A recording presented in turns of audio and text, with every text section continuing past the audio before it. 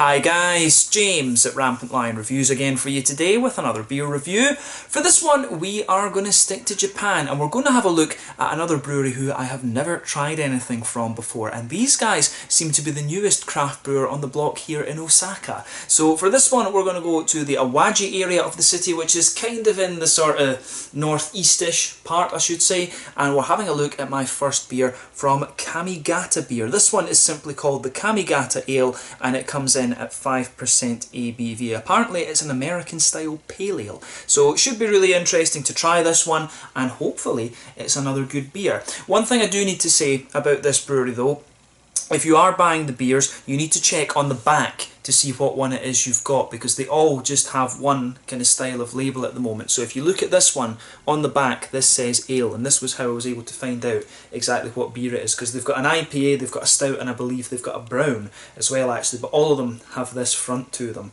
So just make sure you check that if you are going to buy some of these beers. So looking forward to trying this one, and as always I hope that you guys enjoy my take on this beer. This is another one that I bought from liquor shop Asahiya in Taishibashi here in Osaka. A very nice little beer shop run by Koji and Rika, father and daughter. Great selection of Japanese beers, some really interesting American and European things these days, as well as some traditional German and Belgian stuff, as well as, you know, various things from other countries that you're not going to find all that easily. So yeah, make sure you check them out. As always, the link to their Facebook page is in the video description below. So yeah, as is usual with my reviews then, I'll tell you a little bit about the brewery before we taste the beer. If you want to get straight to the tasting, just fast forward. All the usual links are in the description below. That's the brewery website, the link to my other reviews that hopefully I can do in the future from Kamigata Beer. Very first time I'm trying one of their beers, as I mentioned. There's all the usual social media down there too. If you want to see more reviews, do please consider subscribing to the channel.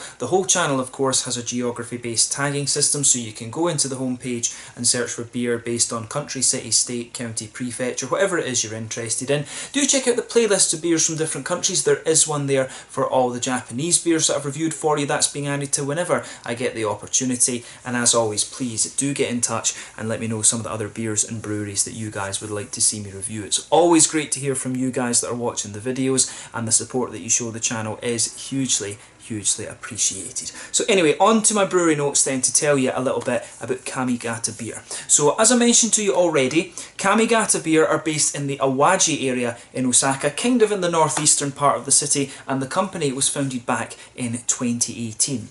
So the brewery was opened by 5 beer enthusiasts, but the main man behind the brewing is Koji Shikata, who previously ran a cafe near Utsubo Park in the Nishiku area of Osaka, and then he trained in brewing at a brewery in Kyoto before starting up in the Kamigata Beer Company. So they found the Miyuki Onsen, which had just been closed down due to the facilities being a little bit older, and also the owners getting older and wanted to retire. They'd run it for about 60 years, and when they took it over they found that it was remarkably easy for them to convert because of all the plumbing facilities that it had. The large doors and things, so it was easy to get equipment in and out, and they also had good load bearing floors as well, which is obviously good for holding a brew kit and fermentation tanks and things like this. So they managed to renovate this whole building for purpose for around 10 million yen, so that's, you know, around £7,500, what, about 9,000 euros, something like that. I guess, you know, maybe $10,000, maybe that's a bit over generous, but yeah, pretty impressive that they were able to do that.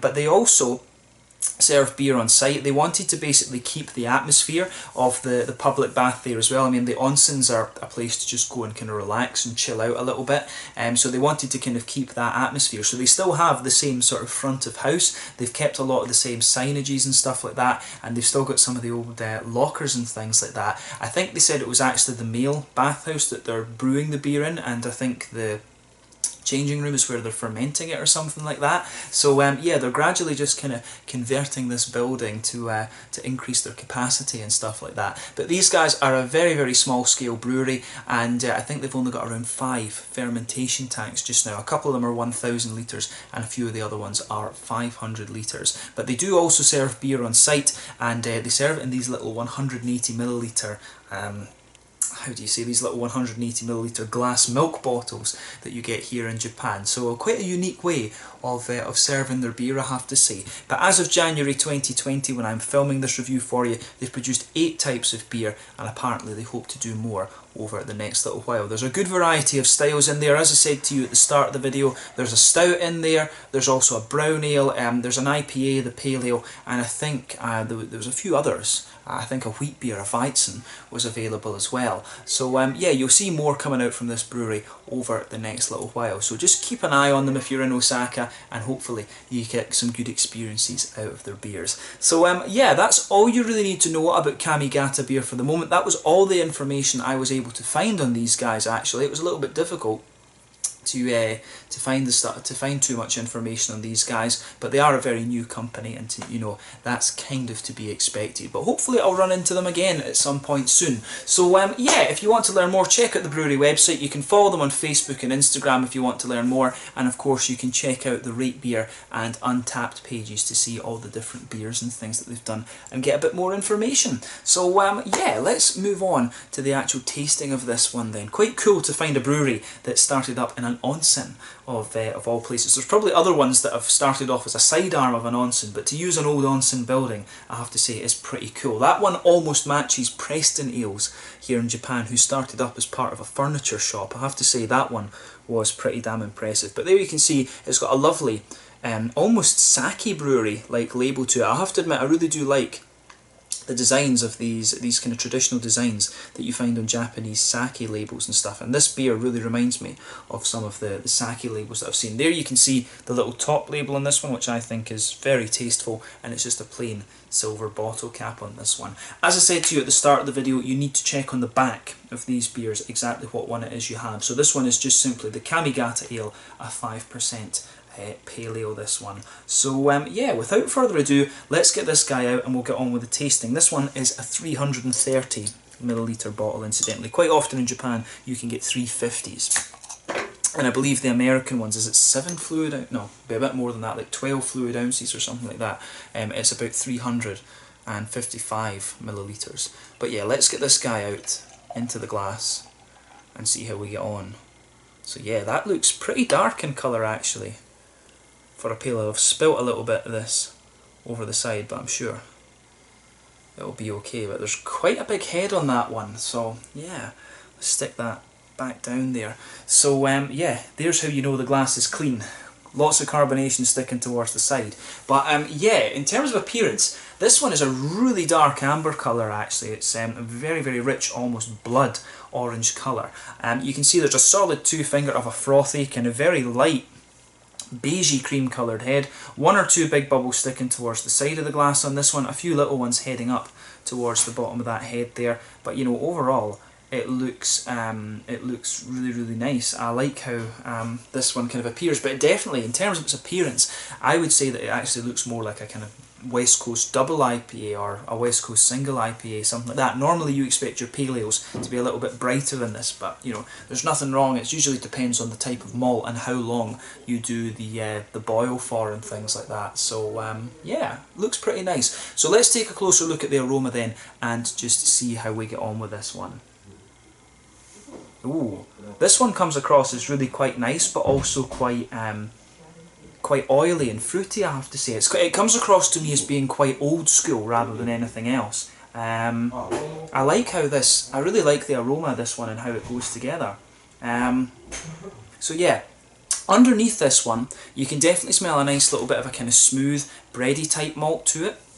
It's got some nice kind of sweet caramel notes in there, definitely a little bit of a biscuity quality as well actually. It really strikes me as being quite an old school West Coast type pale ale, this one. But there's 1 or 2 little woody notes to it, which is kind of interesting. But I would stick with that, kind of biscuity. The caramel is a little bit oily, also a little bit sweet. Yeah, caramel in this one, it comes across as being quite, almost very slightly treacly, very oily and very, you know, very oily and very just kind of caramelised and long boiled, if you like. It's interesting how that goes together. It's one of the darker, really more malty smelling pale ales that I've come across, to be honest. So bear that in mind. I mean, this one, if you were blind smelling this beer, it really does come across as more malty rather than anything else. But yeah, on the hoppy side of things then, there's a little bit of earthiness to this one. There's definitely some nice kind of floral aromaticity in there. It's not the most pungent of floral aromaticities, right enough. There's a little bit of a kind of grassy quality in there as well. And on the fruity side of things, for me, it's quite well balanced between being kind of grapefruity, and there's something about the aroma of this one, the brightness of the floral quality, although it's, as I say, it's not the most pungent. There's something about that tells me that it's Cascade that's in here. You've also got a good little bit of orange, so I mean, to me it might have a little bit of Amarillo or something like that in there, but this one strikes me as a very old school and kind of a higher malt content, a kind of higher malt content pale ale. This one, as I say, it's quite unusual to see one this dark in colour, but that can be down both to the types of malt that you use and also the length of the boil and things. So yeah, a nice kind of fruity smelling old school type pale ale, this one. I'm really curious to see how this turns out in the taste. So as I always say, take a bit of time and just enjoy the aroma of the beer before you get stuck into it. But this one is the Kamigata Ale from the Kamigata Beer brewery in the Awaji area of northeastern Osaka here in the Kansai region of Japan. So yeah, let's get stuck into this one and see how we get on. Slanja, skål, kanpai.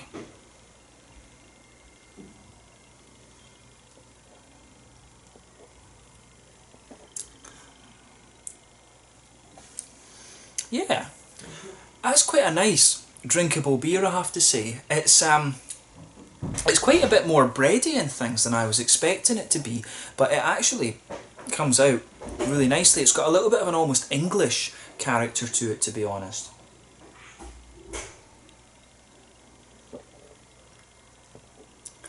Yeah, I would definitely say that. For me, the malt base in this one, the further you go into the aftertaste, you will detect a little bit of graininess coming out of this one, which is what you would expect of an English pale ale.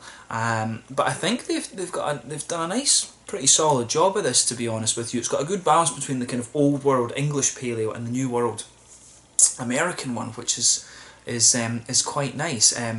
It's a little bit more American in the beginning, but then as you go further into the aftertaste, like I say, it evolves to just become a little bit more English, I would say. So let's try and break the flavour of this one down a little bit. Straight away with this one, you can feel that nice brown bready quality just blanketing the middle of your tongue. On top of that, you start to get a little bit more of the kind of, you get a little bit more of the kind of bready notes. It thickens up a little bit and it becomes a little bit more brown bready. But again, the further you go into the aftertaste, you feel it drying out and becoming a little bit more grainy. And the English pale ales are always a little bit more grainy in my mind. If you go to the very centre of the palate, you get quite a rich but also quite dark brown sugary quality to this one. It's a little bit stronger than caramel, but also a little bit kind of treacly, to be honest.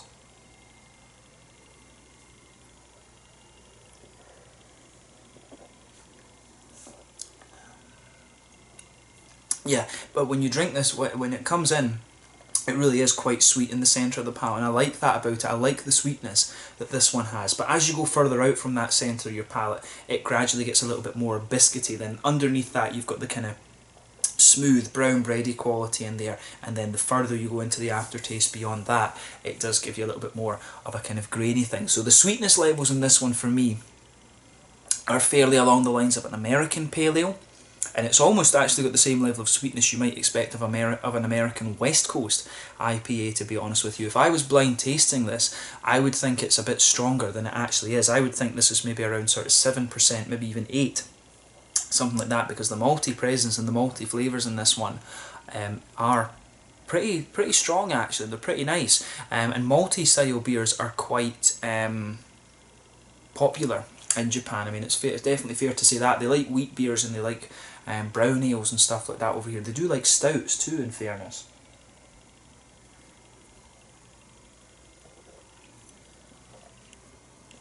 So yeah, I can see why this one would be pretty popular actually, and I mean it's nicely conditioned, this as well. It comes across in the palate really nice. It's a nice big oily pale ale, I have to say. It's not got the greatest degree of complexity to it, but then it doesn't need to have. It's the flavours in this are really satisfying. If you go to the front corners of the palate and move in a little bit, you might get just a little hint of a woody undertone, but yeah, basically it's quite straight up. A bit of grain underneath, a bit of a brown bready quality, some sweet caramelly notes in the middle, then it's a little bit more biscuity sort of on top of that as well. But on the hoppy side of things then, back corners of the palate, we've got a little bit of earthiness in the back corners of the tongue, and as you move further forward on that, it does smoothen out a little bit. You get some nice floral aromaticity in the front corners of the palate, then as you go round the front curve of the tongue, it's just that little bit lighter and grassy in my mind. I'm not sure, I think I've got a feeling that it is Cascade that's been used in here, because you've got that little touch of earthiness and you've got the quite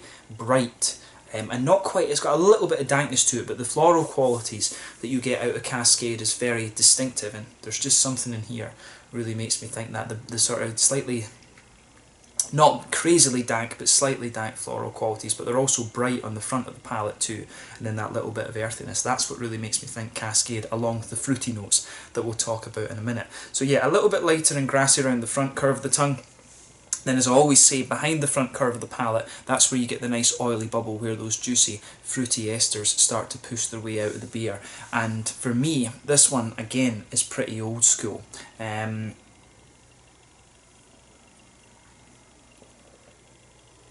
Yeah, so if you go towards the back of that that oily part of your tongue, it definitely has that nice kind of dark grapefruity note, and as you move further forward from it, it's a little bit more, there's a little hint of an orange almost right on the tip of the tongue, but for me it's a very straight up kind of grapefruit. It's not the most pungent of grapefruit flavours, but it is, you know, it is kind of quite nice, and then on further forward it's a little bit more oily and orangey as well. So yeah, a very straight up pale ale, this one, I have to say. Quite old school, but a little bit more malty leaning, I have to say. A little touch of English character to it in the malt base, but I think the basic summary of this beer is that it's a nice kind of big oily and kind of old school pale ale, if you like. If you enjoy a Sierra Nevada pale ale, you'll quite enjoy this one. This is just a slightly more malty version of that kind of beer, in my opinion. A little bit more grainy in my mind, a little touch of English character, as I said. So yeah, solid beer, this one. If this is what their pale ale is like, I'd be very curious to try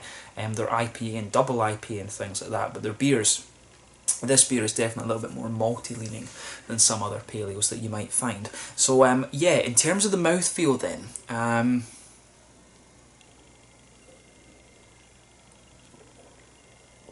yeah, overall it's quite a, I'd say that this is a kind of mid-bodied beer, at the top end of mid-bodied. So for the style, it's actually quite a big oily example. It's a big oily pale ale, this one. Carbonation does have a degree of crispness to it, which is quite nice. Makes the beer drinkable even though you've got that big oily note to it.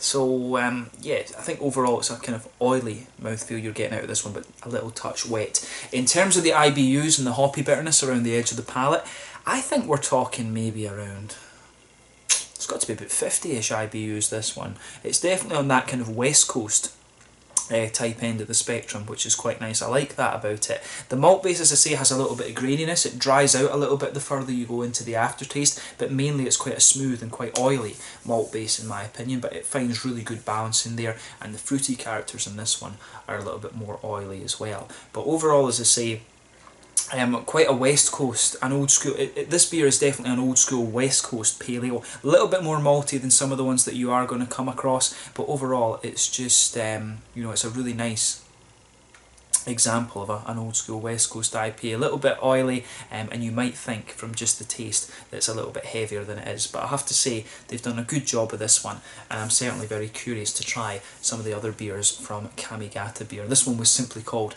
Kamigata Ale, a 5% pale ale coming in at 5% ABV. So yeah, let's leave it at that for this one. A really interesting beer to review for this one, and definitely cool to try something new from here in Osaka. So yeah, once again, thank you for watching my beer reviews. Until the next time, please like, subscribe, share, all the usual YouTube stuff. Let me know your own thoughts on this one in the comments section below. Let me know what your favourite beers are from Kamigata Beer as well. We will see about reviewing something from the dark end of the spectrum or the IPA. the next time I'm in Osaka. But thank you again for watching. Make sure you check out my social media, check out the brewery, and yeah, I'll catch you guys very soon. This one was the Kamigata Ale, 5% American style pale ale from Kamigata Beer in the Awaji area here in Osaka in Japan. Slanju, Skol, Kampai, catch you guys very soon. Cheers.